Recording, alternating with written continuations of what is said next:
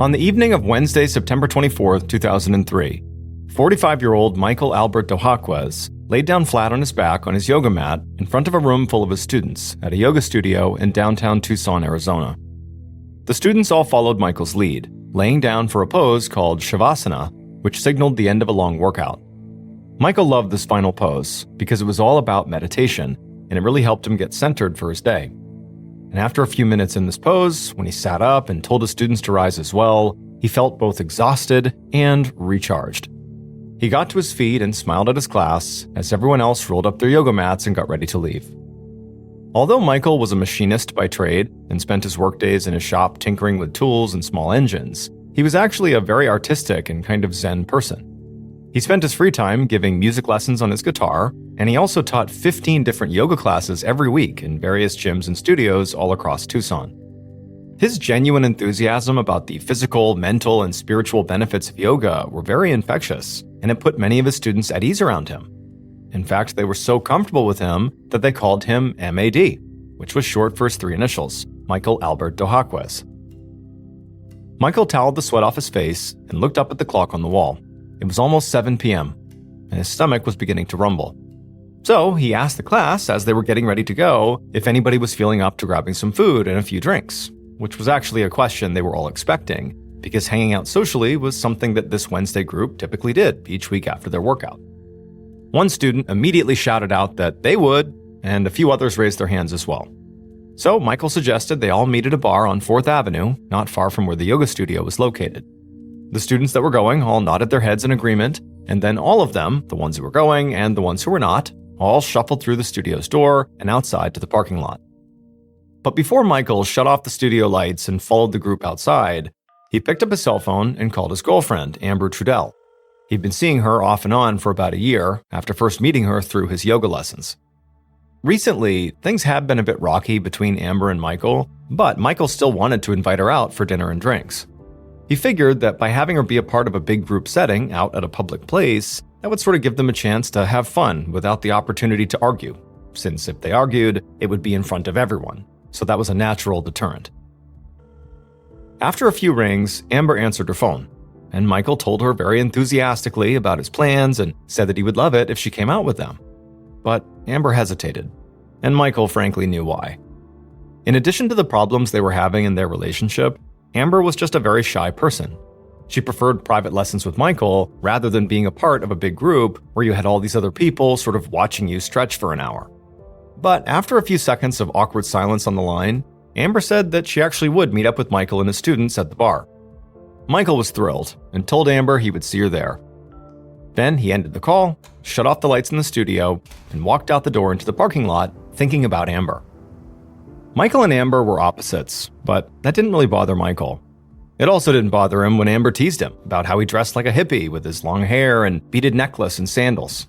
Michael could take a joke, and above all, he liked to have fun, which in his mind was what he was doing with an attractive woman like Amber, who was actually 17 years younger than he was. Their relationship really was pretty casual, and Michael intended to keep it that way. He'd been married twice already and was a father to 3 kids as well as a grandfather. And at this point in his life, he did not want to be tied down anymore. Amber, on the other hand, she did want to get serious. She kept asking Michael to marry her, and every few weeks, she'd break up with him for saying no. And so Michael knew that their relationship status would likely come up tonight in conversation. But since there were other people going out with them, he figured maybe he could dodge an argument about it. A few minutes later, Michael walked into the bar on 4th Street and found 5 of his students already sitting at a table. He sat down and ordered a drink, and shortly after that, Michael looked up to see Amber walk in through the front door of the bar. He stood up from the table, gave her a big hug, and then invited her to take a spot right next to him. From that point on, the group ordered some food, and they drank and talked and goofed around until around 8:30 at night when folks started getting tired. At that point, they all paid their checks, and then they left. Now, most of the students were heading home at this point, but Michael, Amber, and one of the students, Michael's friend Eli, decided to continue their night and go have a few more drinks at another bar. So the 3 of them went to another establishment until around 10 p.m. And at that point, Eli decided it was time for him to call it a night. He took some cash from his wallet, put it down on the table, and then he headed home, leaving just Michael and Amber at the bar. And now that the couple was all alone, just as Michael expected, they began to fight. And so Michael began drinking faster and ordering more drinks for Amber, hoping that maybe more alcohol for both of them would mellow them out. 2 hours later, at midnight, when the bartender turned the lights off and then back on again and then announced out loud it was last call, both Michael and Amber were pretty drunk. Michael yawned, finished the rest of the drink in his glass, and asked Amber to come back to his house with him. She said she would, and so Michael and Amber paid their tab and then walked out the front door into the night. Shortly afterwards, the two of them stumbled up the walkway and onto the front porch of Michael's house at 2602 North Sparkman Boulevard. Michael unlocked the door, and then he and Amber stepped into the kitchen.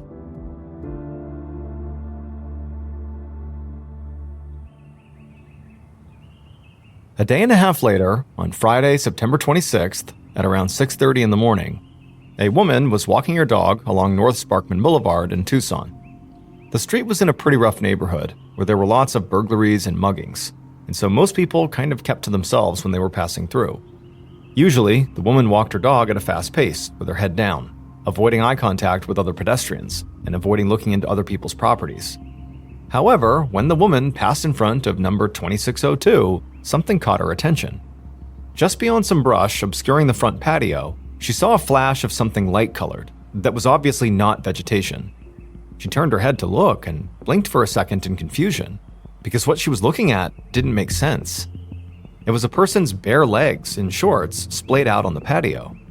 Now, the weather had been excruciatingly hot and muggy and stifling for the last few days, including today, so the woman at first thought that maybe this person up on the porch had passed out from the heat. Now, as soon as she thought that, her first instinct was to walk up and investigate and make sure this person was okay.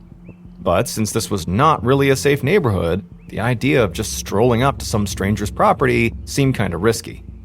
But just then, she saw another man walking on the street towards his car, and she called out to him and pointed over at the legs on the patio and asked if he would go see what was the matter. The man looked over at the house and saw what the woman was pointing at and sort of looked puzzled for a second. Then he turned back to the woman and gave a thumbs up, like, "Yep, I'll go check it out." Then the man walked over to the porch. The woman watched as the man walked up to the porch, and right as he got close to the legs, he called out the name Michael. And then the man who was doing this checkup, he began backing up, and then he turned and actually started running back towards the woman, and as he passed her, he just said, "I'm calling 911."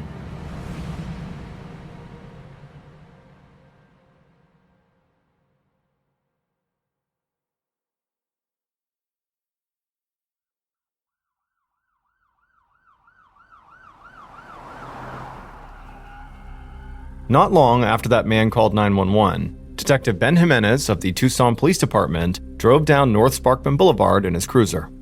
He came to a stop just outside of number 2602, put his cruiser in park, and cut the engine. Around him, he saw other squad cars and ambulances doing the same thing. Jimenez stepped out of his air-conditioned cruiser into the hot, muggy morning air. He took off his suit jacket and tossed it onto the driver's seat, and then shut the door. He rolled up the sleeves of his white dress shirt, loosened his tie, and then walked from the curb up to the porch of the house, until he was standing next to the dead body of a man who was lying face up and wearing yoga pants and a tank top. Jimenez was not the first member of the Tucson PD on the scene, and one of the other officers who was already there told him that the body he was looking at belonged to the home's resident, who was named Michael Dohakez. The officer told Jimenez that the rest of the property was empty. Michael was their only victim. Jimenez put on a pair of disposable gloves and squatted down next to the body. He could see there was a single bullet wound in the center of Michael's forehead. Around the bullet wound, Jimenez could see a black star-shaped gunpowder burn.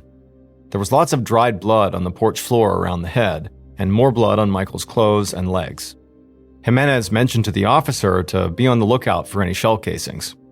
Then Jimenez put his hand up to Michael's exposed skin and found that it was actually still warm. The fact the body had not gone cold yet suggested that Michael may have been killed only a few hours earlier, probably in the early hours of Friday morning. Jimenez looked at Michael's hands and saw that they were covered in scratches, which told him that Michael very likely must have fought with his attacker. Jimenez stood back up, but just as he was about to walk inside the house, he stopped, because he noticed that some guitar and violin cases were haphazardly stacked up outside on the porch. And this struck him as odd. because nobody in this neighborhood would ever store expensive musical equipment outside, or really anything sort of like obviously expensive outside, because it could get stolen. But regardless, Jimenez stepped through the front door and into the kitchen, and as he did, he saw more music gear. This time it was an amplifier and a guitar stand that had been left to the side of the door just inside the house. On the floor near the gear, Jimenez saw broken glass from a shattered window pane. And so already, Jimenez was beginning to develop a theory. He wondered if maybe Michael had interrupted a robbery. Maybe the thief or thieves had been in the process of shuffling the musical equipment out of the house onto the porch, kind of stacking it up near the door as they were doing it, when Michael came out and confronted them. The broken glass in the kitchen suggested that the fight maybe started there, or at least in part happened right there, and then from there, they moved through the door onto the porch where Michael was ultimately shot. And then when Jimenez did a walkthrough of the rest of the property, he found in Michael's workshop that it was perfectly intact and none of the very obviously expensive tools had been taken or moved. And so to Jimenez, this cemented his theory that very likely Michael had interrupted a robbery. And so very likely, at least according to Jimenez's theory, after the robber shot Michael, he figured that they must have panicked and then just taken off without finishing the job.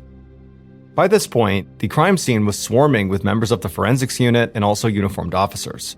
Jimenez knew it would take hours to process the scene for blood, fingerprints, and other trace evidence, and also officers were already out knocking on doors in the neighborhood looking for witnesses. So Jimenez decided to leave and go talk to detectives in the burglary division to see if they had any similar cases or usual suspects.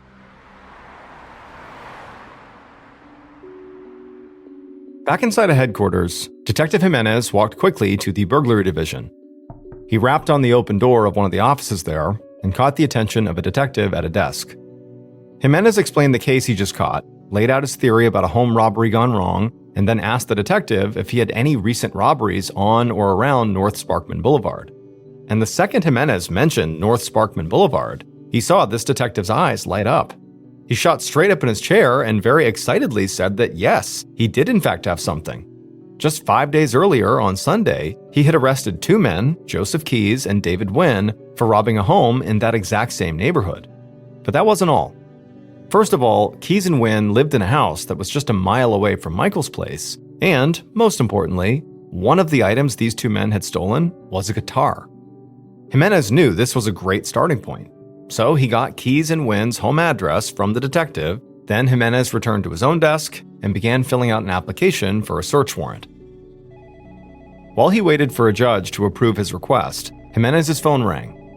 It was one of the officers who'd been knocking on doors over on North Sparkman Boulevard. The officer told Jimenez that nobody in the area heard any gunshots or any unusual noises coming from Michael's house early on Friday morning, and nobody seemed to have seen Michael at all for a day or two. However, one neighbor told police that on Thursday afternoon, Michael must have been working in his workshop because they'd heard his compressor going.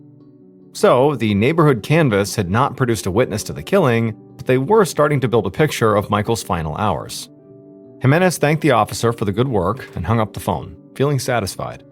Less than one full day into his investigation, and he already had a very promising working theory, he had a search warrant application out to a judge, and he was refining, his victim's final moments to really get a sense of what actually happened here.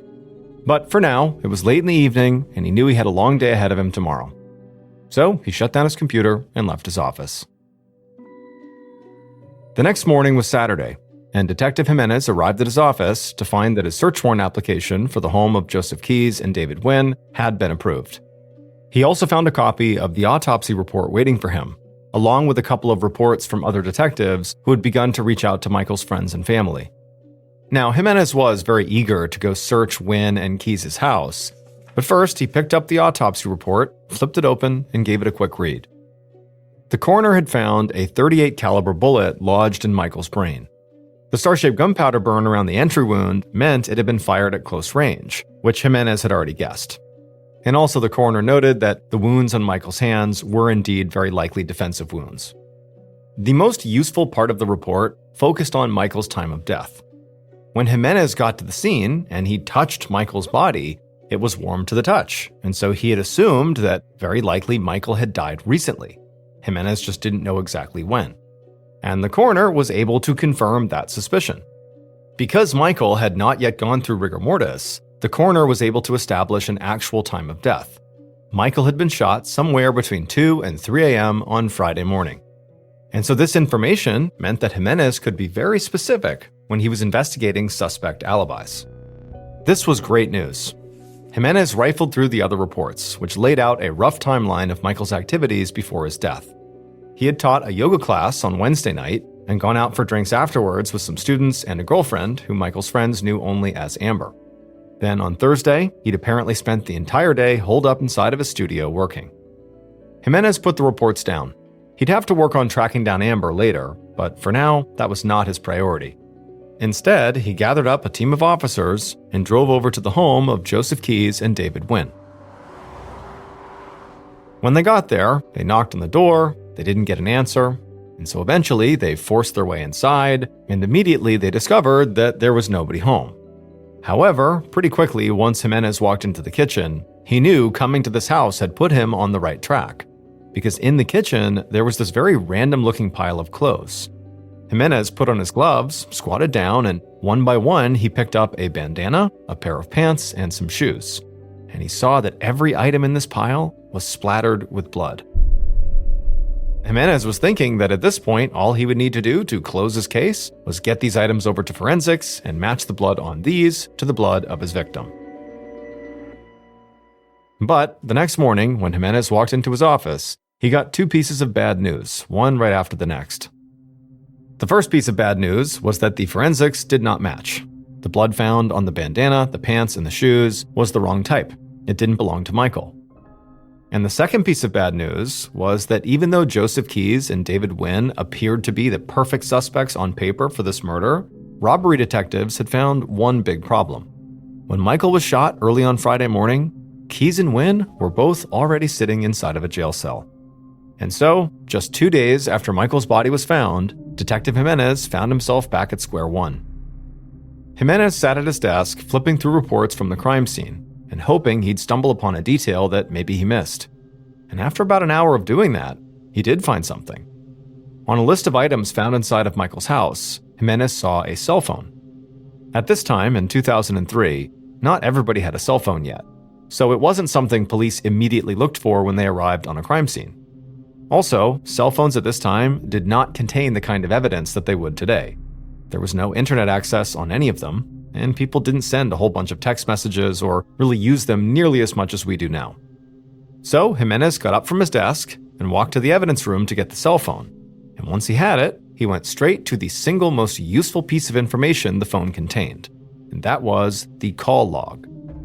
The detective began scrolling through the list of people Michael had spoken to before he died, and at the top of that list was the phone number for a contact listed as Amber Trudell. Jimenez read the name and immediately felt a jolt of excitement. Michael's friends had said that his girlfriend was named Amber. He had meant to track her down, and now he was staring down at, very likely, her phone number. Jimenez took the cell phone and went back to his desk. There, he used his own phone to dial Amber's phone number, but there was no answer. It just rang and finally went to voicemail, which was very disappointing. So Jimenez left a voicemail and asked Amber to please call him back at her earliest convenience. After he hung up, Jimenez just stared at the call history list again, and as he did, he noticed something curious.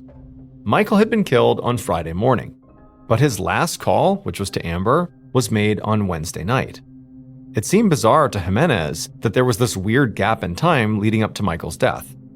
It was hard to imagine that all day Thursday, Michael hadn't spoken to anyone. And as he thought about this, he also found it to be kind of suspicious that Amber had not already come forward to talk to the police, considering that her boyfriend had been murdered. And so Jimenez began dialing numbers from Michael's contact list in his phone, including Michael's ex-wives and his adult kids, asking about Amber, looking for any information he could. But it seemed like no one really had any information about who this person was and what her role was in Michael's life. So, by the time Sunday came to a close, Jimenez had a new hunch about where he should focus his investigation: on his victim's girlfriend, Amber. The next morning, on Monday, when Amber still had not returned Jimenez's phone calls, he tried her again.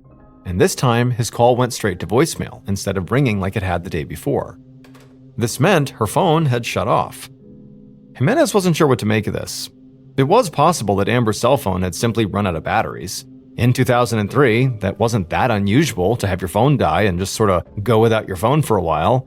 Also, people did periodically just turn their phone off and not return calls. It was just a different time. But with every hour that went by that day without getting a call back from Amber, Jimenez couldn't help but get more suspicious.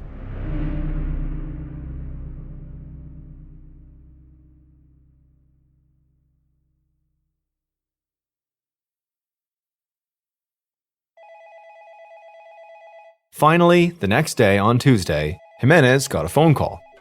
When he picked it up, he hoped it was going to be Amber. But it wasn't Amber.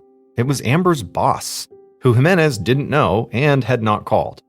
And Amber's boss, who said she had heard about the murder on TV, had a story that changed everything Jimenez thought he knew about this case. The boss said that Amber worked for her as a bookkeeper at a charity called Child and Family Resources, and Amber was usually very reliable. But on Thursday, so a day before the murder, Amber had called out of work for what she said was a family emergency. She had been supposed to return a day ago, on Monday, but she hadn't shown up. And so Jimenez scribbled all this down, thinking that Amber did seem to make a pretty good suspect after all. But then, Amber's boss said there was one more thing. Amber's relationship with Michael was not a typical boyfriend-girlfriend relationship. It was an affair. Amber was married. Less than an hour later, Detective Jimenez walked into the air-conditioned bagel shop where Amber's boss had said that Amber's husband worked. After he had wrapped up the call with Amber's boss, Jimenez was left with a feeling of whiplash. Until her boss had told him about the husband, he had been viewing Amber as a possible suspect, and a good one. But now he was starting to wonder if maybe she was some kind of a victim. After all, right now she was still unaccounted for, nobody had heard from her, and this affair certainly gave her husband a very solid motive to potentially harm her, or harm Michael, or both. All Amber's boss had known about Amber's husband was his name, Justin Goodwin, and his place of employment, this bagel shop. However, when Jimenez asked the employee at the counter if Justin Goodwin was working, the employee looked surprised and kind of nervous, and just shook his head and said no. Then he told Jimenez to wait and left the counter to go into an office in the back. And then after a minute, another man walked out to the counter and introduced himself as the manager. And he told Jimenez that he was sorry, but Justin had worked here, but he quit his job very suddenly just the day before. To Jimenez, it was sort of head-spinning how quickly this new theory that Justin could be involved here was picking up steam. So he asked the manager if he knew anything about Justin's wife, Amber. And the manager made a sort of pained expression. He told Jimenez that all he knew was that their relationship seemed very tumultuous. In fact, Justin had once missed work because he'd been arrested for domestic violence. Jimenez could barely contain his eagerness as he asked the manager for Justin's address. Then, after he got it, he left the bagel shop and sped to the home of his new prime suspect. But when Jimenez arrived, the lights were off in the house. The driveway was empty, and nobody answered the door. And so Jimenez walked around to a few of the nearby houses and spoke to the neighbors, sweating in the heat the whole time, but they all said that they hadn't seen Amber or Justin for at least a few days. Disappointed, Jimenez gave them all his card and asked them to call him if they remembered anything or if they saw or heard anything out of the ordinary. For the next 3 days, Jimenez and his team searched for Amber and Justin and put out notifications to neighboring police departments to be on the lookout for them. But he didn't make any progress until Friday, October 3rd, exactly 1 week after the murder, when one of the neighbors whose doors he had knocked on called him back. It was a woman, and she sounded breathless and excited. She told Jimenez that he had to come back to Justin's house right now, because at this very moment, she was standing at her window and watching as Justin and another man were taking all the furniture out of Justin's home and loading it into a rental van. Jimenez immediately ran out of his office, hopped in his cruiser, and he sped over to Justin's house. And when he got there, he saw a man who he instantly recognized from the mugshots as Justin himself. And just like the neighbor had said, Justin clearly was taking furniture from his house and putting it into this van. Jimenez hopped out of his cruiser, quickly identified himself as a detective, and asked Justin what he was doing and where his wife was. Immediately, Justin looked nervous. He told Jimenez he was moving, which certainly wasn't illegal, and as for his wife, he said he had no idea. He said they were getting a divorce, and she was on her own. Then Justin did something that caught Jimenez totally by surprise. It was swelteringly hot outside, and at some point Justin lifted up his shirt to wipe the sweat off his face. And when he did, Jimenez saw tucked in Justin's waistband was a gun. Now, Jimenez had no idea if Justin had a license to carry this gun, but considering the entire circumstances, it was too much to overlook. And he told Justin he had to come down to the station and answer some questions.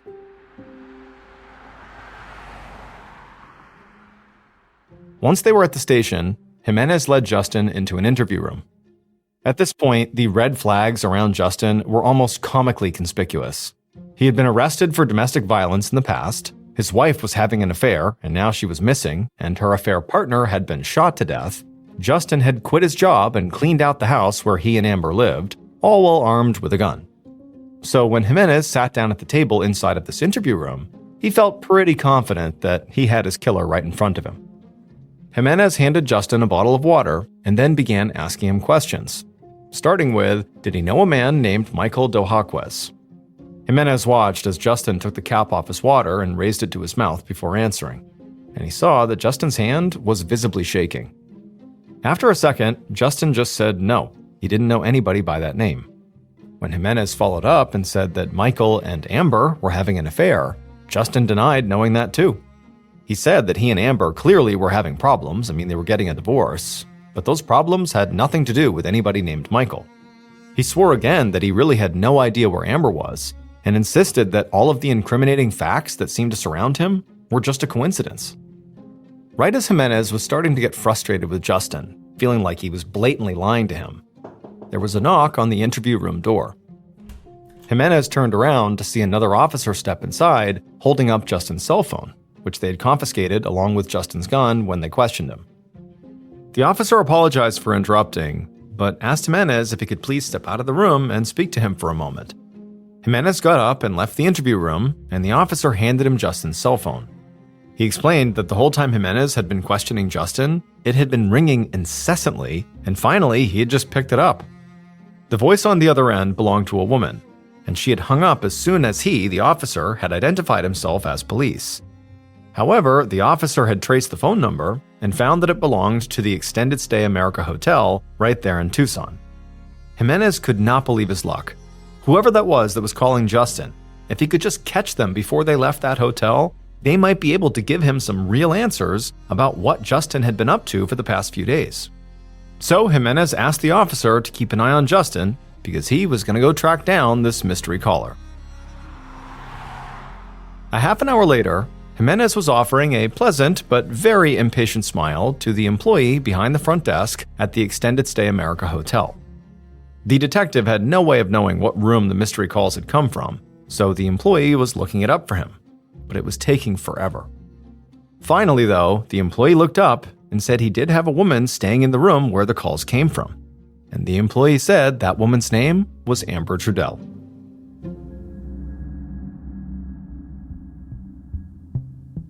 Detective Jimenez would take Amber back to the police station and would spend the next several hours untangling her story and Justin's.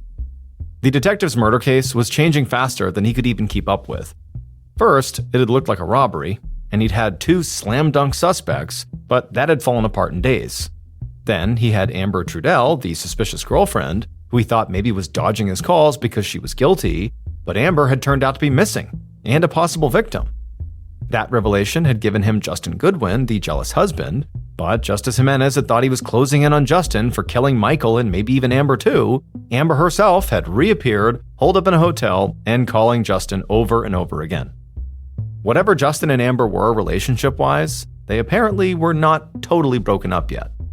And so now Jimenez was considering yet another theory, that maybe Justin and Amber had killed Michael together. He figured he could put them both in separate interview rooms, take each of their statements, and then grill them on the inconsistencies that he was absolutely certain he was going to find.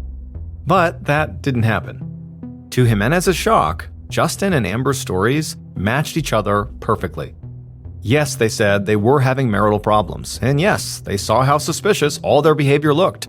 Between Justin quitting his job and lying to police about where Amber was, and Amber abandoning her job and ignoring all of Jimenez's calls while hiding in a hotel, But they swore they didn't kill Michael, and they had alibis to prove it.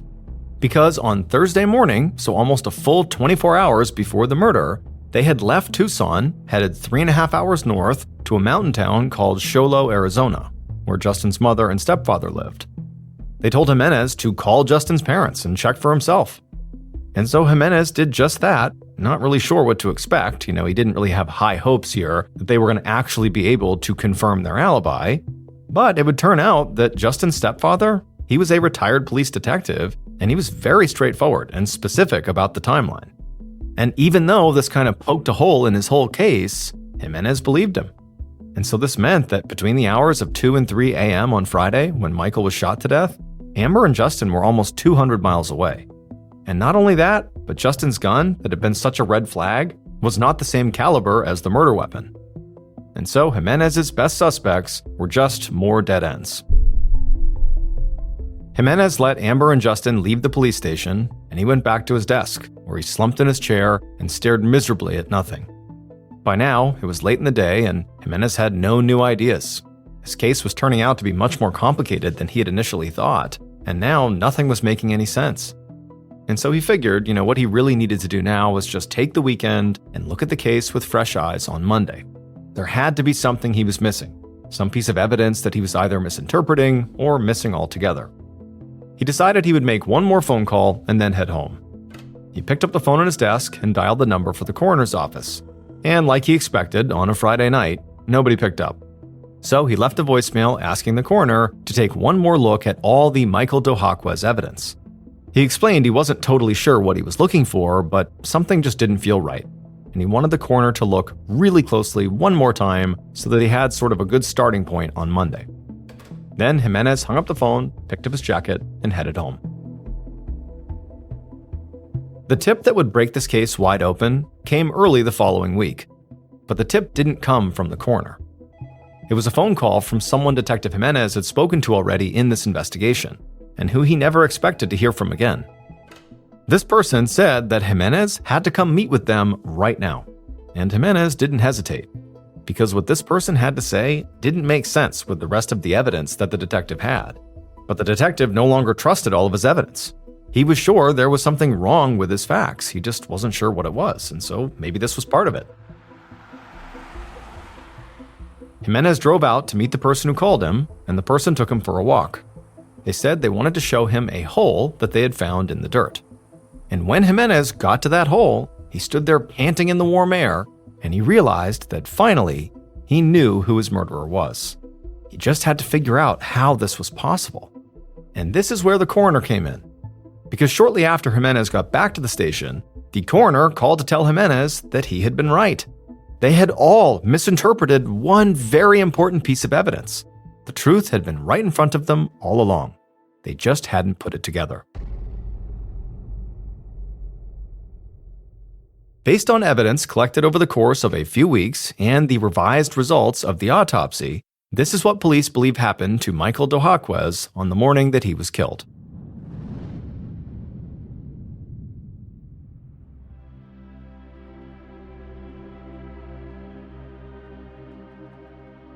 It was 1:30 in the morning, and Michael had just confronted his killer in the messy kitchen of his home.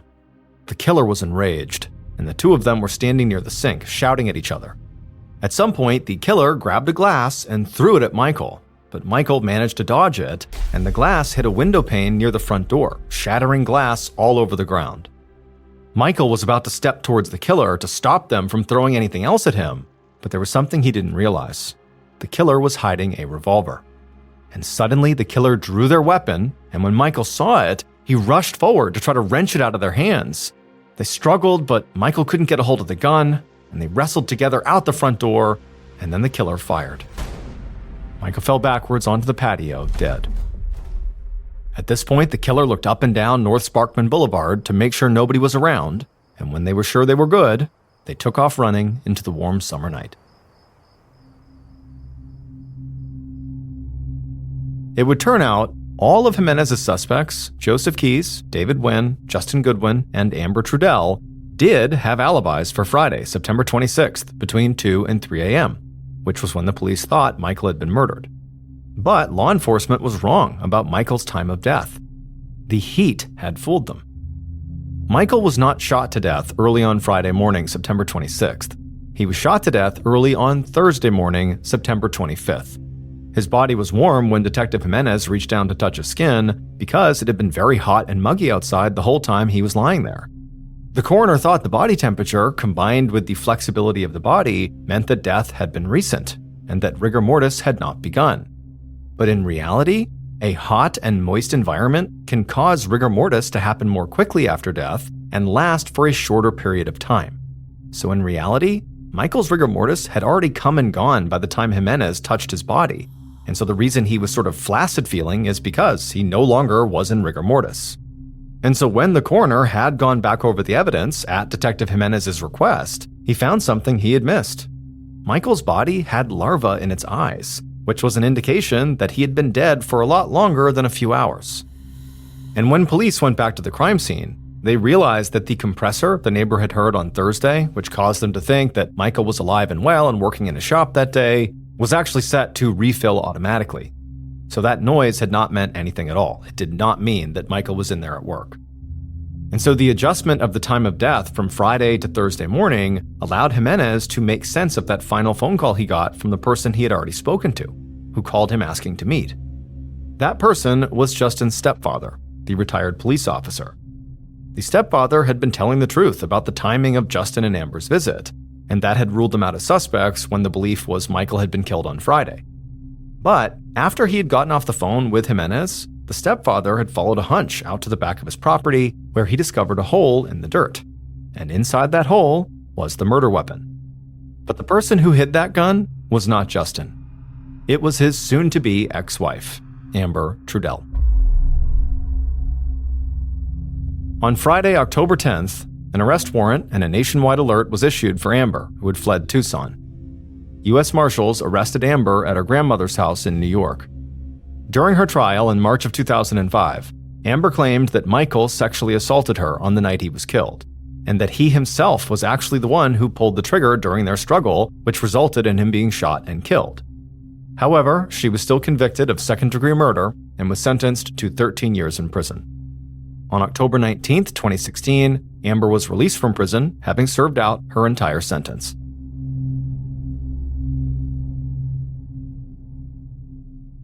On the morning of Sunday, April 26, 2009, in a suburb of Atlanta, Georgia, a 25-year-old woman named Heather Stroo sat with her boyfriend, Mike, at the kitchen table of Mike's home.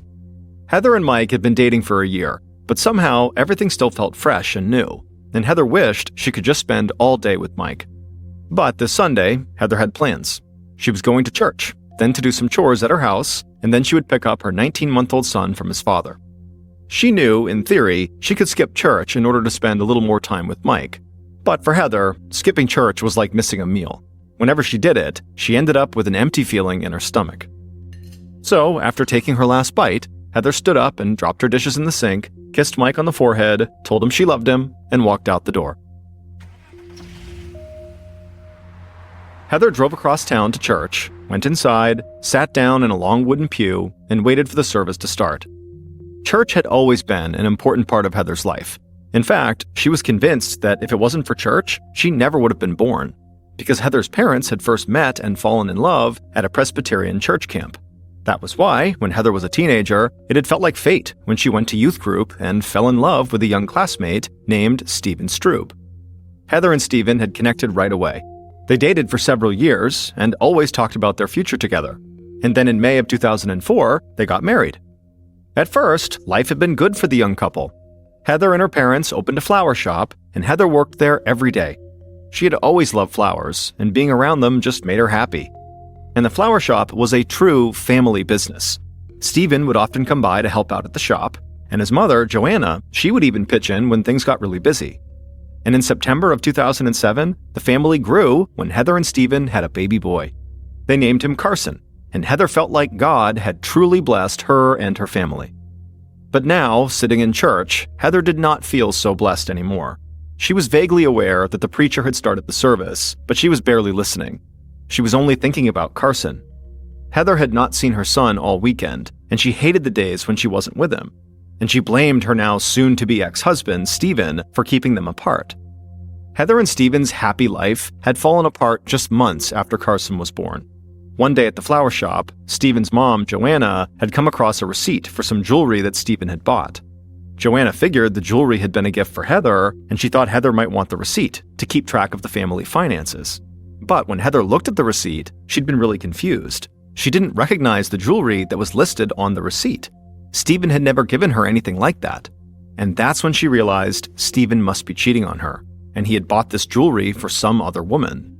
And when she confronted him about it, Stephen admitted to everything. Heather had at least wanted to try to make the marriage work, but Stephen told her he had a new girlfriend and he wanted a divorce. Now, in church, Heather realized the preacher was finishing up his sermon, and she saw everyone standing up around her.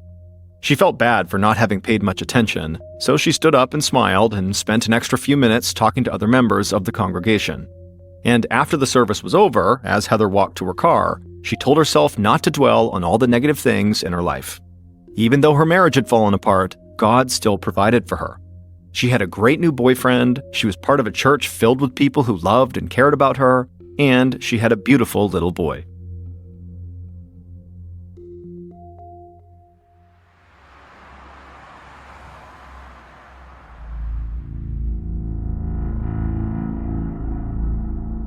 At around 6 p.m. that night, Heather drove across town to pick up Carson.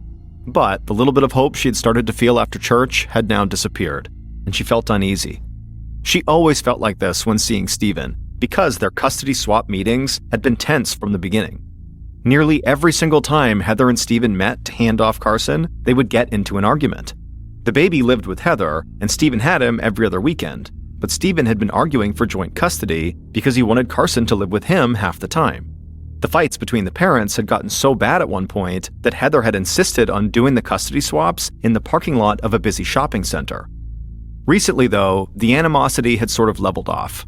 Stephen just wanted to be done with the divorce proceedings, so he had finally agreed to allow Heather full custody of their son. Still, though, Heather preferred to meet Stephen in public. When Heather pulled into the Target parking lot in the city of Snellville, Georgia that night, she saw Stephen was already there, waiting outside of his car. So Heather parked and then walked over to him. Stephen said a quick hello, and he lifted Carson out of his car and handed him over to Heather. And without saying anything else, Stephen got back in his car and drove out of the lot. But Heather was so happy to have her son back, she didn't even care that Stephen had barely acknowledged her. She had a huge smile on her face and talked to Carson as she carried him to her SUV.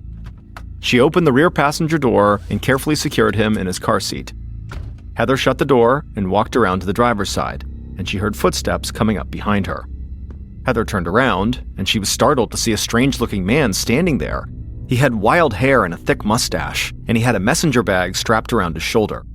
This man spoke to Heather, and when she heard what he said, she lunged for the door and tried to open it.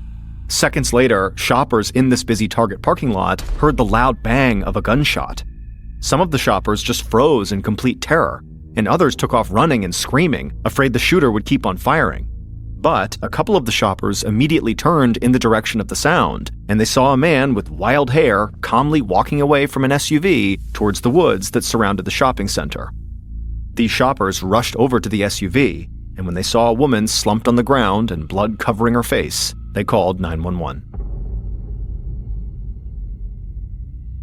Officer Neil Carter of the Snellville Police was patrolling in his cruiser not far from the target when he heard the call come through on the police radio.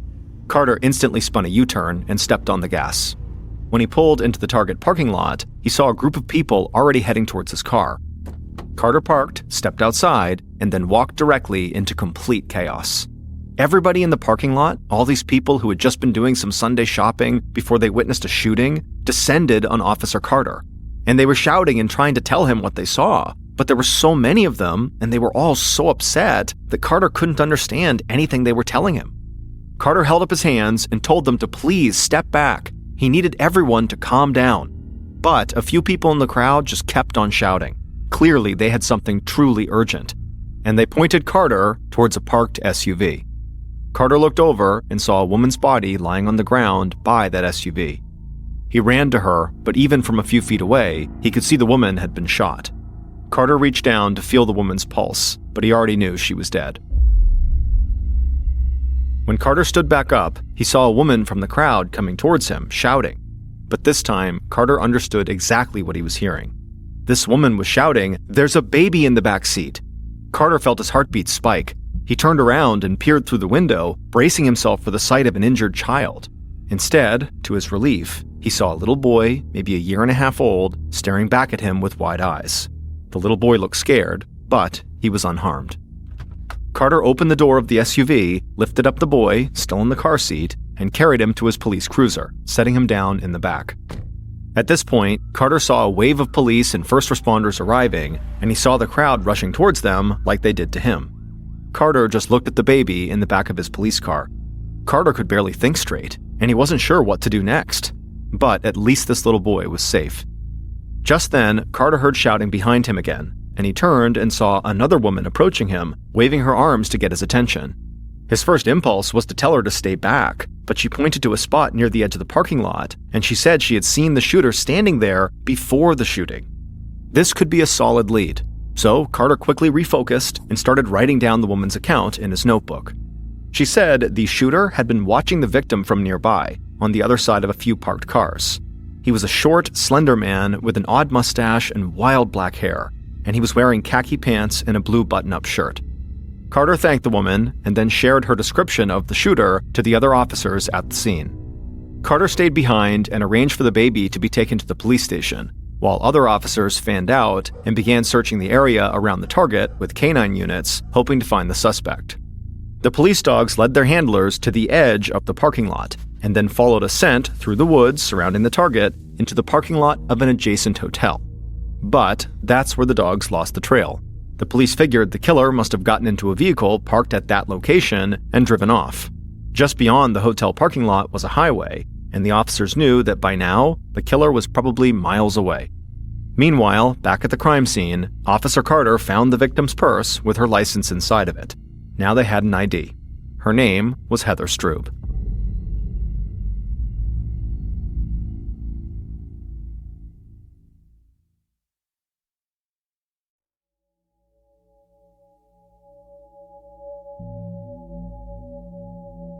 Soon after Officer Carter identified Heather, Lieutenant Trey Downs of the Snellville Police Department arrived at the target parking lot. The place was still pretty chaotic, with police officers, witnesses, first responders, and police dogs spread out everywhere, but Lieutenant Downs looked completely unfazed by any of it. He quickly met with Officer Carter to get an update and also a description of the shooter. Then he walked right towards the target. As he got closer, he saw several security cameras mounted on the roof of the store pointing down at the parking lot, and he smiled. Downs had already figured that this store would have decent security, and now he believed these specific cameras would be the key to finding the shooter. Inside the store, Downs flagged down an employee and told her that he needed to see the security footage for the entire day. The employee led him through the store to a cramped room filled with multiple security screens. A man was already hunched over the screens, watching the scene currently unfolding in the parking lot. That man introduced himself to Downs as the director of security. Downs told him that he needed to see everything the cameras had picked up that evening, so the security director pulled up the footage. At first, as Downs examined each camera angle, he was disappointed. There were no cameras aimed directly at where Heather had parked, and so there was no footage of the actual shooting. But as he looked closely at the footage that they did have, Downs spotted a man who perfectly matched the description of the shooter.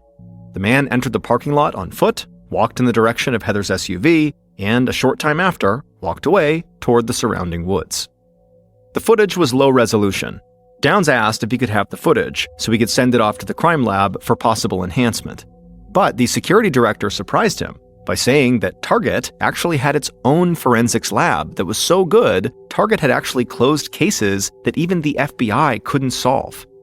The security director promised he'd get the footage out first thing in the morning and get the process started. Downs said that would be a huge help, and he headed out of the store. The sun was setting, and the parking lot looked calm and empty compared to how it had been when Downs first arrived. He saw crime scene investigators packing up their equipment for the night. One of them had called him over to tell him that Heather had been shot with a .38 caliber revolver, but the weapon itself had not been found at the scene, and neither had any clear fingerprints. This was not the news Downs was hoping for. So far, he had a good physical description of the suspect and some blurry video, but not much else. But he figured he did have at least one other thing to go on. This shooting did not appear to be a random attack. Downs believed Heather had been targeted.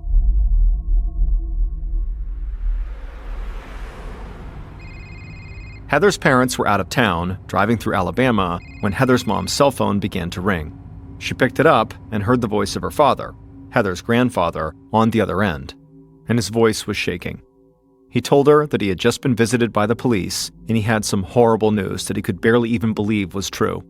The police had brought Carson to his house and told him that Heather had been murdered. Heather's mom screamed and hung up the phone. Heather's dad, who was driving, asked her what was going on. Heather's mom could barely get the words out, but she told him that their daughter had been killed. Heather's dad pulled over to the side of the road, and the two parents just sat there and wept. Then they turned the car around and began making the trip back home to Georgia. Several hours later, late on the night of the murder, Heather's parents walked into the Snellville police station and saw Lieutenant Downs waiting for them. Heather's parents looked completely dazed, like they barely knew where they were. They'd sped home from Alabama, almost without saying a word to each other. It was almost like if they didn't talk about what had happened, maybe it wasn't real. But earlier, they had gone right to Heather's grandfather's house, and when they saw him sitting with Heather's little boy in his lap, it had hit them. They had lost their daughter, and Carson had lost his mom. At the station, Lieutenant Downs said he was deeply sorry for their loss. He understood they were grieving and in shock, but every second counted in a homicide investigation, and so he couldn't wait to ask them questions. Heather's parents said they understood, and they followed Downs to his office and sat across from him at his desk. First, Downs wanted to know if they knew what their daughter was doing at the Target that evening. Was she just shopping? Heather's mom shook her head. She said Heather and her husband Stephen were separated, and they met at Target to hand off their son as part of their custody agreement. The custody battle had been ugly, she said. She paused, and in a quiet voice, she asked Lieutenant Downs if he thought Stephen could have had something to do with Heather's death. Downs was not surprised by this question. A husband going through a divorce was almost always suspect number one in a murder like this. It was his first thought too. But as an investigator, he liked to keep his evidence and theories under wraps as much as possible. But he did tell Heather's mom that they had a good description of the shooter and it didn't match Stephen. And beyond that, Stephen had been seen driving away from the parking lot at the exact time the killer approached. So no, he said, he did not think Stephen was the shooter. What Downs didn't say was that he had not ruled out the possibility that Stephen had hired someone else to kill his estranged wife. Downs told Heather's parents he just needed one more thing: a list of all the people who knew that Heather would be in that parking lot at that time of day for the custody swap. And after thinking for a few minutes, Heather's parents came up with about a dozen people, and Downs wrote down all the names. Downs told them again how sorry he was, and then he walked them out of the police station. Downs went back to his office and read over the list Heather's parents had just given him, and he decided there was no way around it. The only person it made sense to start with was Heather's estranged husband, Stephen Stroo. The next morning, Lieutenant Downs and another officer arrived at a house in a quiet suburban neighborhood. This was Stephen's mom's house, and Downs discovered Stephen had started staying here after he and Heather had split up. Downs had barely slept, but nobody would ever know. He looked sharp and full of energy. He knocked on the door, and a young man answered it. Downs asked him if he was Stephen Stroo, but the young man just said no, turned around, and walked away. Downs looked at the other officer, a little confused by what had just happened. Downs was about to shout at the young man to come back and talk to them when a middle-aged man walked up to the door and asked if he could help. So Downs asked him if Stephen was home, and the man laughed. He said, yes, Stephen was home. He was the one who just answered the door. Lieutenant Downs glanced over at the other officer again, and they both looked like they might start laughing. Stephen lying to their face and then just walking off was really strange. The middle-aged man invited Downs and the other officer inside the home and led them to the front room, where Stephen was now sitting on the couch. Downs immediately asked Stephen why he just pretended to be somebody else. And without missing a beat, Stephen said he was on probation for burglary and he'd violated his probation. So now he was just trying to dodge the cops. Downs told him that was not very smart, but he said they were here about something far more serious than Stephen breaking his probation. They were here because Stephen's wife had been murdered in the Target parking lot right after she had met up with him. Stephen got off the couch, and his attitude completely changed. He looked terrified, and he asked where his son was. Was Carson okay? Downs assured him Carson was safe and that he had not been hurt. Police had already taken him to stay with Heather's grandfather for the time being. Stephen collapsed on the couch and tried to catch his breath. Downs gave him a few minutes to collect himself and then asked him about his relationship with Heather. Stephen struggled to focus, but he admitted he had not been a great husband. He had cheated on Heather, and he'd given her a really hard time about child custody during most of the divorce process. But he said he'd finally cut all of that out and had agreed to let Heather have full custody of Carson. And he said no matter how badly they might have fought about stuff, he never would have hurt Heather. Downs said they could wrap things up, at least for now. He just needed to know where Stephen went after meeting Heather at that Target. Stephen said he met up with his girlfriend and then they got his car washed. After that, he came home to his mom's house and just hung out by himself because his mom was away visiting her parents. Downs could check with the girlfriend about the car wash, but Stephen had no real alibi for where he went after that. Still, Downs knew pinning down exactly where Stephen had been wouldn't necessarily help the investigation, because unless Stephen had the ability to be two places at once, he was not the one who pulled the trigger. So Downs told Stephen they'd follow up if they needed to, and then he and the other officer left the house and went back to the station. Sitting in his office, Downs felt conflicted. He thought Stephen could have paid someone to kill Heather because of the divorce, and in addition to that, Downs now knew Stephen had violated probation for another crime. But Downs had also seen how upset Stephen got when he thought something might have happened to his son, and Downs just felt like he couldn't be faking that. So, Downs began going back over the list of people Heather's parents had given him, and something hit him right away. And he admitted to himself it seemed pretty obvious. If Heather's husband didn't kill her, maybe her boyfriend did.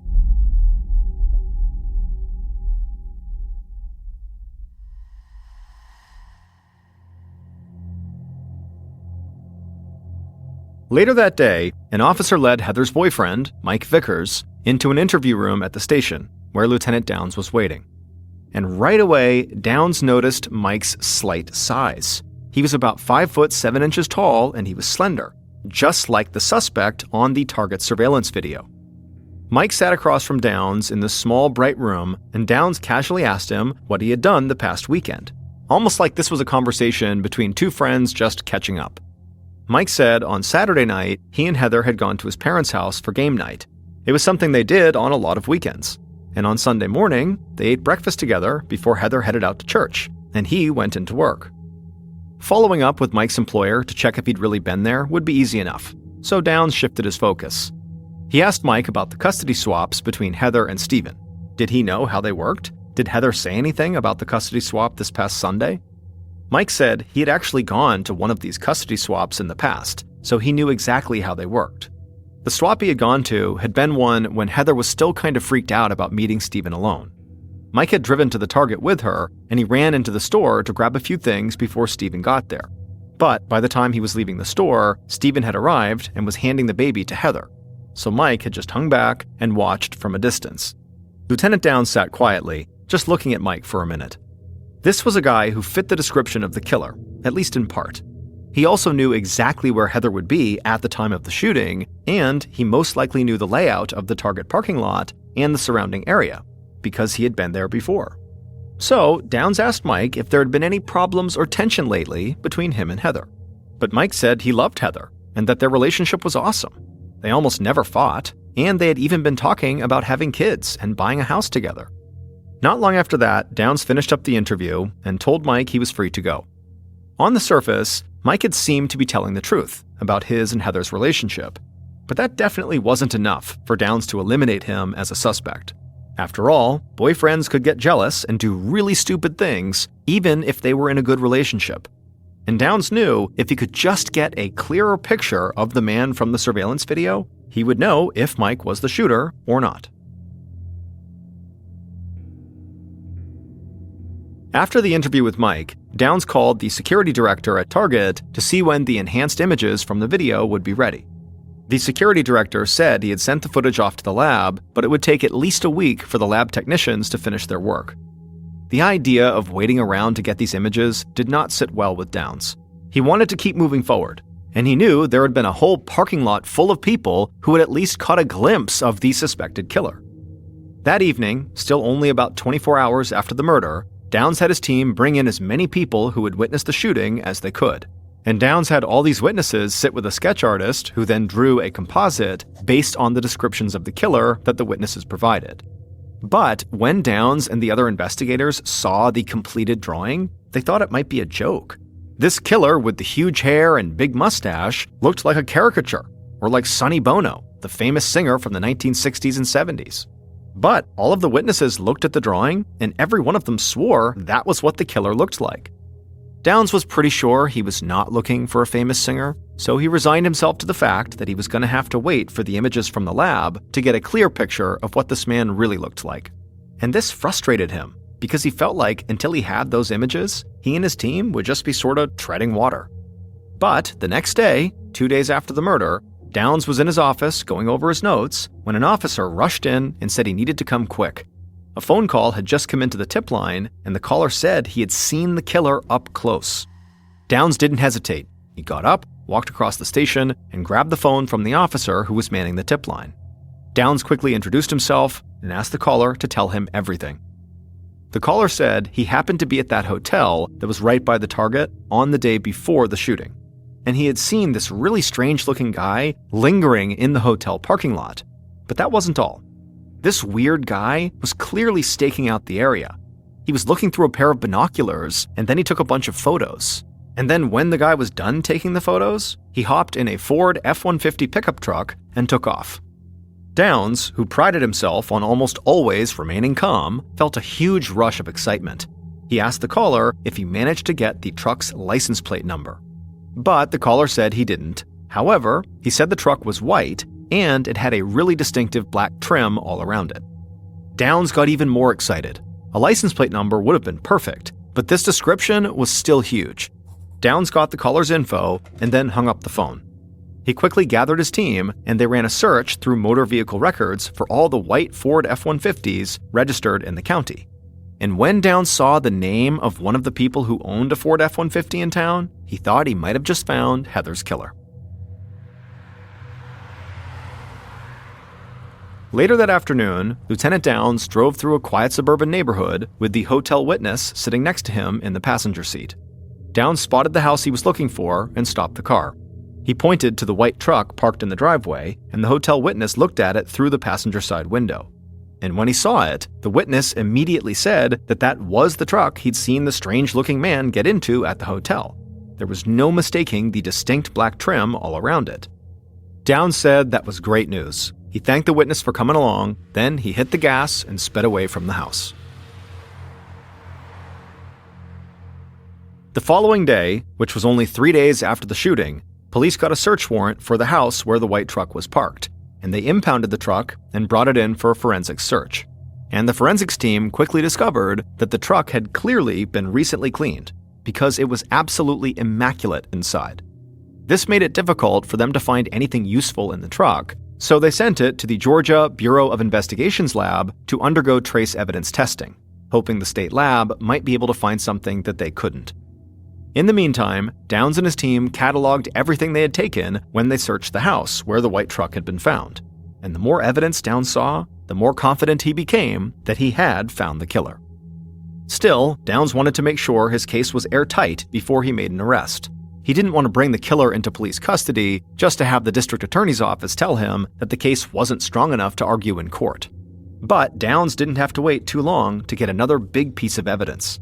A little over a week after the murder, the Target lab sent the enhanced surveillance images to Downs. And as the lieutenant looked at these images, he saw something that he believed would help him close this case. On the afternoon that Lieutenant Downs got the images, he led Heather's estranged husband, Stephen, into one of the station's interview rooms. Downs sat Stephen down at a table that had a laptop sitting on it. Downs flipped open the laptop and pulled up several images. He told him that these were enhanced images that had been pulled from Target surveillance footage taken on the evening Heather was killed. Downs leaned in and asked Stephen if he recognized the man with the big hair and the mustache in the images. Stephen stared at the screen, and then he dropped his head and looked down at the floor. Without looking up at Downs, he just said he did recognize this man. Lieutenant Downs felt like this investigation had just been wrapped up in a nice little bow. He knew it would still take time to compile all the evidence and put together the strongest case possible, but in that moment, Downs was sure that he knew who killed Heather Stroo.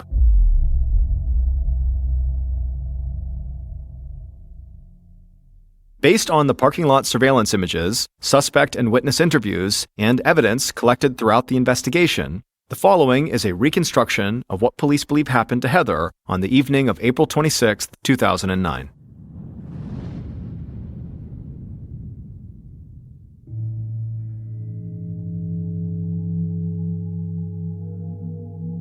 At around 6 p.m., the killer crouched down behind a row of parked cars at the edge of the Target parking lot, tightened the messenger bag slung over their shoulder, and watched Heather and Steven's custody swap.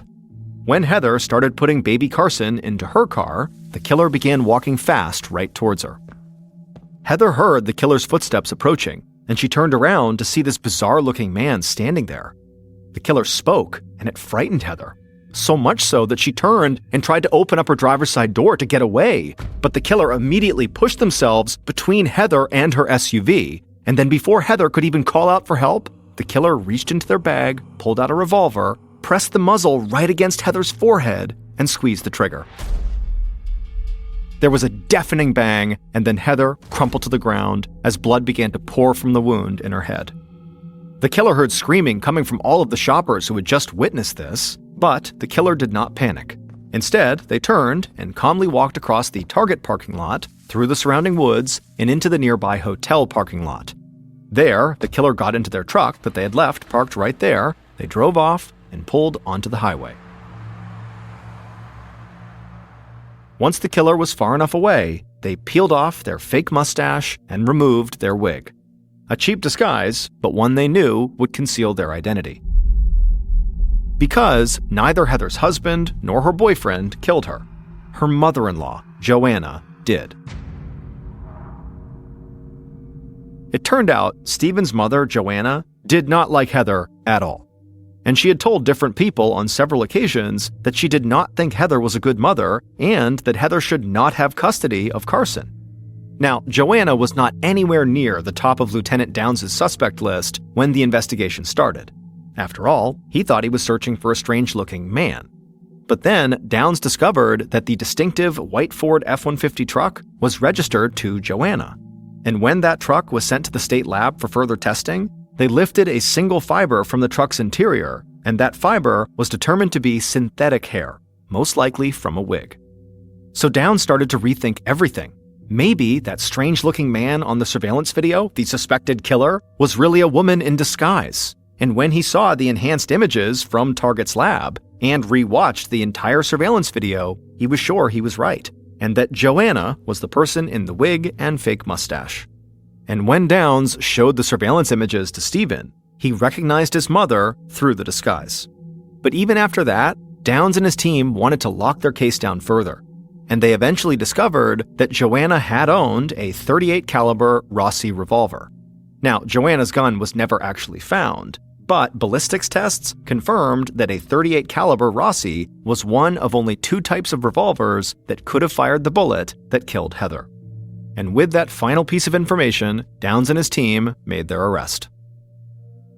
Joanna was found guilty of murder and sentenced to life in prison with possibility of parole in 30 years. She was prohibited from having any contact with Heather's family, including her grandson, Carson. Heather's parents were granted full custody of Carson and are raising him themselves, but they do make sure he continues to have a relationship with his father, Steven Stroo. Police do not believe that Steven had anything to do with Heather's murder, or that he knew his mother was involved. That is, until he saw the surveillance footage.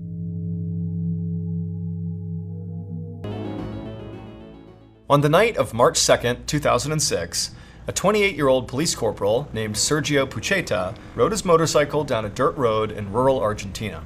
It was pitch black out with no streetlights, and on either side of the road were mostly open fields, interspersed with patches of forest, and there were mountains rising up in the background. There was nobody around him for miles. This was an area called La Pampa, and it was famous for its beautiful landscapes and cowboy culture. Sergio was out here patrolling for poachers.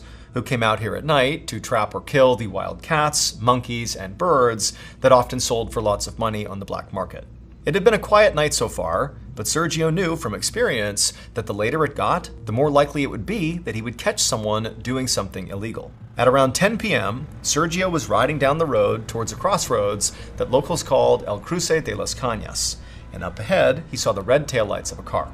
And at first, it seemed like this car was coming to a stop, but then it turned off the road and drove into this nearby cluster of low trees and thick vegetation about the size of a football field, and then these taillights disappeared. Sergio felt his heart start to beat a bit faster because he knew this had to be a poacher. Maybe, he thought, this poacher had seen him and realized he could be a cop and so was driving off the road and basically trying to hide from Sergio. Sergio sped up on his motorcycle, and when he reached the spot where this car had left the road, he pulled over and he parked. Sergio climbed off his bike and then radioed into headquarters his location and asked for backup. Then he unholstered his gun. He knew this far out, it was going to take backup a long time to get here, and Sergio had no intentions of letting these poachers get away. Sergio had a flashlight, but he didn't bother to take it out because he didn't want to give away his position. But in the darkness, Sergio was having a really hard time finding where in this vegetation the car had gone. There were no broken branches or crushed bushes. I mean, the entire vegetation looked completely uniform and intact. And so Sergio, with his gun drawn in front of him, began pacing along the shoulder of this road looking for tire tracks on the ground. But after looking for a while, he couldn't find any. Like there was no indication that a car was ever here or drove into this vegetation. And so eventually, Sergio just stopped and listened. He figured the poachers could only have driven a little ways into the trees before stopping, and so he hoped to hear them moving around. But as he stood there, all he could hear was the sound of the wind rustling through the trees, the crickets and cicadas chirping and buzzing, the hoots of owls, and the long, strange chirring sound of birds known as nightjars. Sergio knew if he wanted to catch these poachers, he couldn't just sit here all night hoping they made a noise. So he took a deep breath, stepped off the road, and made his way into the trees. He walked quickly but carefully, moving branches aside with one hand and holding his gun with the other, constantly scanning left and right for any movement or light. And when he was about 100 feet into the trees, he finally saw something. Out of the corner of his eye, he caught a glint in the darkness. And for a second, it almost looked like moonlight reflecting off of something metal. And so Sergio thought, that's got to be the car. I've caught them. They're right here. But when Sergio turned to face them, he immediately realized there was no car. What he saw was so jarring, so terrifying that for a second, he just stood there frozen to the spot. And as he did, the sounds in the forest began to amplify all around him, and he felt this panic building inside of his chest. He wanted to scream, but when he opened his mouth, no sound came out. A few minutes later, an off-duty police officer who was friendly with Sergio was heading to bed in his home when his phone rang. He looked at the screen and saw it was Sergio calling him, so he opened his phone and said hello. But Sergio didn't say hello back. Instead, in a voice that was unusually cold and monotone, Sergio just said, "Come to Las Cañas. You know what to do." And before this other officer could ask Sergio what he meant, what's going on here, the line just went dead. The officer tried to call Sergio back, but Sergio didn't answer. The officer really had no idea what was going on here. This was exceptionally odd behavior by Sergio. And so this officer felt compelled to call it into headquarters just in case. But when this officer got the dispatcher on the phone, the dispatcher told him they actually already had backup on their way to Sergio right now. And the dispatcher told him that they were actually pretty worried about Sergio too. Because after Sergio's first radio call had come in where he gave his location and asked for backup, they had lost contact with him. Every time they had tried to call him back, he wasn't answering. Meanwhile, the backup, 3 police cars full of officers, sped past cornfields into the remote area that contained Las Cañas, where Sergio had last been. And when they got to the actual spot on the road where Sergio had said he was, like his actual location, they found his motorcycle, but Sergio was nowhere to be found, and nobody else was there either. It was just this motorcycle. And so the 3 cars pulled over near the motorcycle, and the officers got out. One of the officers tried again to hail Sergio on the radio, but again they were met with silence. And so they all fanned out with their flashlights and began searching this road up and down, looking for any sign of Sergio. And after a minute or two, one of the officers spotted this cluster of metal in the sand by the side of the road. Now, this officer did not immediately connect whatever this metal was with whatever happened to Sergio. They just walked over to see what it was. But when he actually reached it and shone his light directly on it, he gasped and called out to the other officers, "Over here!" Because these pieces of metal definitely had something to do with Sergio. They were the completely disassembled parts of Sergio's radio and his gun. This discovery immediately launched a major police search operation. More backup poured into Las Cañas, and officers teamed up and continued to search the area. And pretty quickly, officers found what looked like Sergio's footprints heading away from the road and into the cluster of trees. So the officers began to follow them. However, after getting about 100 feet into the trees following these footsteps, they noticed something very strange. The footprints were getting further and further apart. At first, the officers thought, okay, well, maybe Sergio began sprinting and taking really big, long strides. But as they continued following these steps through the trees and out the backside into this big field, the distance between these steps continued to get bigger and bigger until finally the gap from one step to the next was 10 feet apart, then 15 feet apart, and then 20 feet apart. I mean, even if Sergio had been sprinting at full speed and literally leaping, this was too big of a distance to cover. I mean, this was literally humanly impossible. The police officers following these prints looked at each other uneasily. Each footprint was perfectly clear. There was no mistaking this was a human footprint. And then also, they were certain they were not missing prints in between the ones they could see. They really were spaced this far apart. The officers had been talking to each other when they began following these prints. But now they just walked in silence. For more than 1 mile, they tracked Sergio's bizarre, seemingly impossible trail through open fields and trees until they arrived at a cornfield. And then suddenly, the trail of footprints just stopped. It was like Sergio had pushed off his right foot and then just vanished. The search for Sergio went on all night, despite the fact that it started to pour at around 2 a.m. But the officers never gave up. However, beyond those footsteps, they never found any other trace of Sergio. And there was one other thing police couldn't find. There was absolutely no sign of the poachers that Sergio had called in before he had vanished. There were no tire tracks from any vehicle other than Sergio's motorcycle. There was no broken vegetation or anything like that. It looked like no car had ever been driven into these trees. And there were no signs of any kind of struggle either that would explain why Sergio was gone and why his gun and radio were disassembled by the side of the road. The whole situation just made absolutely no sense.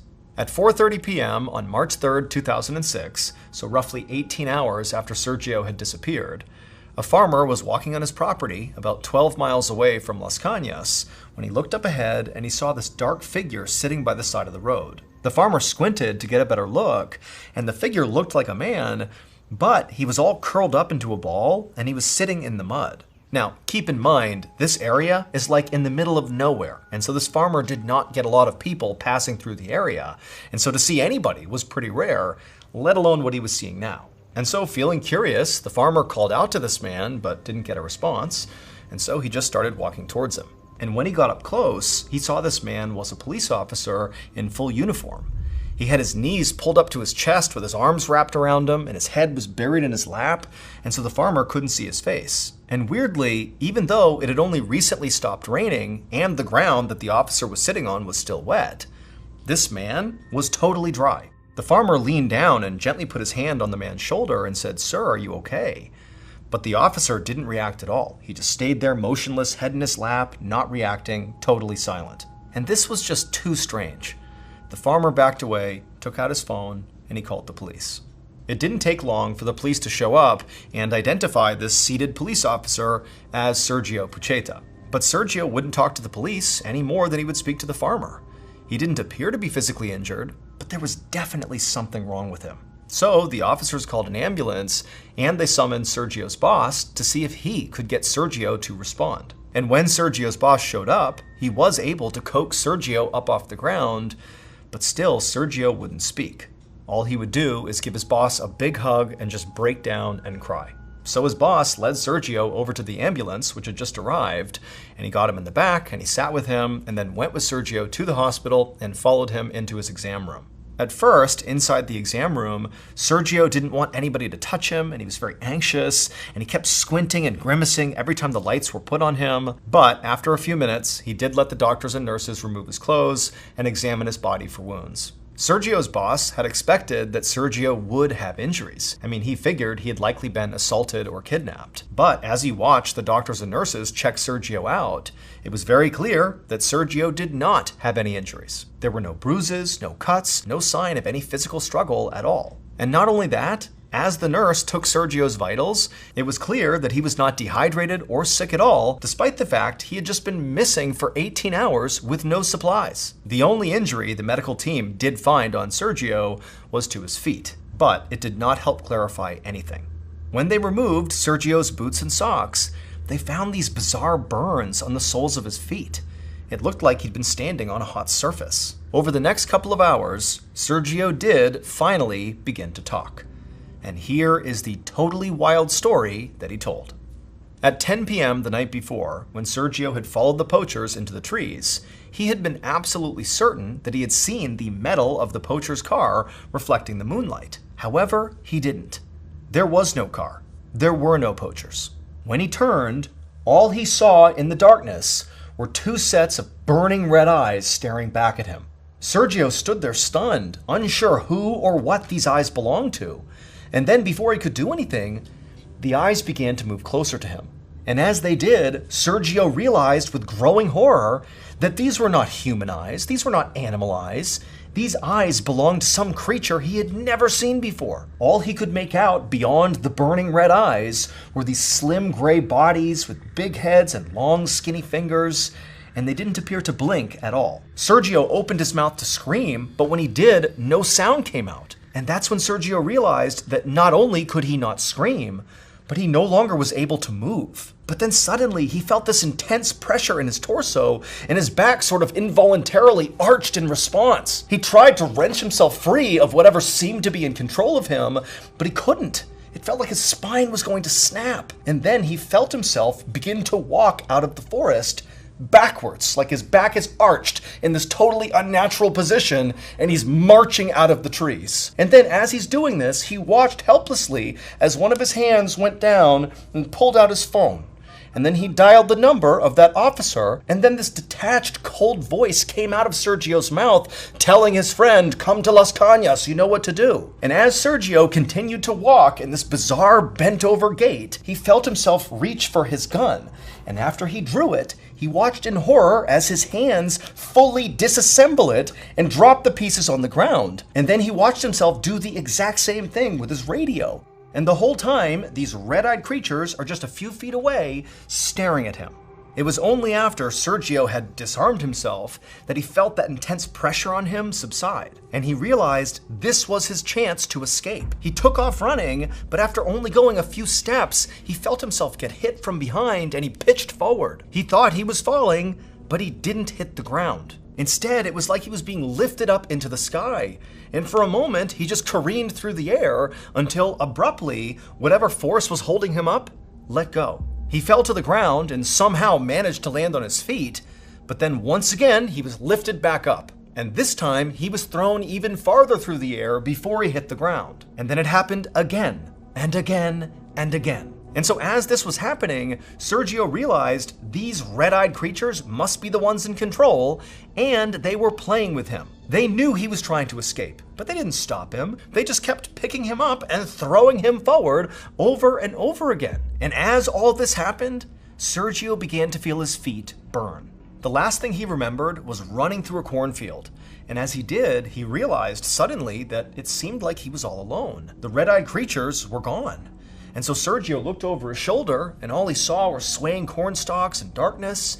And for a moment, he's thinking, maybe this is all over. But then, still running, he turned to look straight ahead, and he saw there was this incredible wall of just pure darkness. There was no cornfield, no ground at all. In fact, there was no sky, no moon, no stars, nothing. It was just pure black, like he had reached the actual edge of the world. And then, once again, he felt himself begin to rise into the air, and he looked down into this darkness, into this void, and staring back at him are two red glowing eyes. After that, Sergio passed out, and he had no idea how he wound up 18 hours later on the side of the road, absolutely frozen in fear.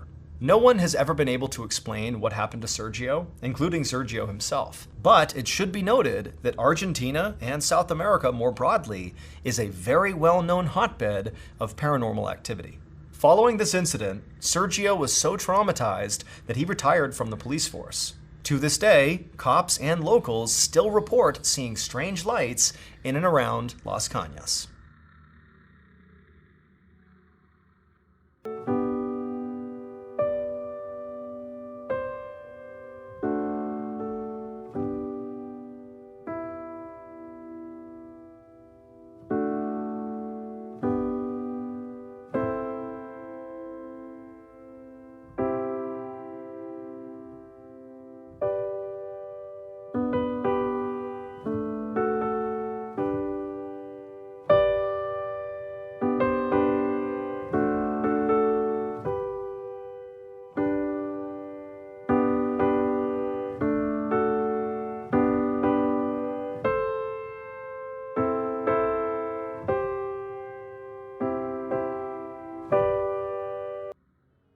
And now, here's a clip from the latest episode of Run Fool. Enjoy. I just got a weird call, and sorry, I was supposed to record an episode on this haunted doll, but that can wait. Because I just heard let me get my bearings here. I'm rattled if you couldn't tell. I just hung up the phone. No, wait, sorry. Let me backtrack a bit. I've been in the recording studio for, it's got to be more than 24 hours. Maybe more like a day and a half, something like that. See, we had a lot of Run Fool episodes to get through, and I'd fallen behind. So I suggested we knock them all out this weekend. Maybe it's the tortured writer in me, but I love an all-nighter. Feels good to retreat from the world. Leave my life, my friends, family, and just work. Anyways, it's been me, our sound engineer Kevin, and our producer Abakar, here in the booth. No cell phones, no drama, nothing but Doritos, Pepsi, terrifying legends, and a voice in our heads, telling us we have much to do, and not enough time to do it. A few hours ago, I made Abakar go out and get us all some grub, something that wasn't bright orange. He hasn't come back. And before I got this call, I was pissed about that because I was hungry, and it felt like he was wasting our time. But then, the phone in the recording booth rang. I guess it's not a phone exactly, it's one of those intercom things where you can call between studios in the building.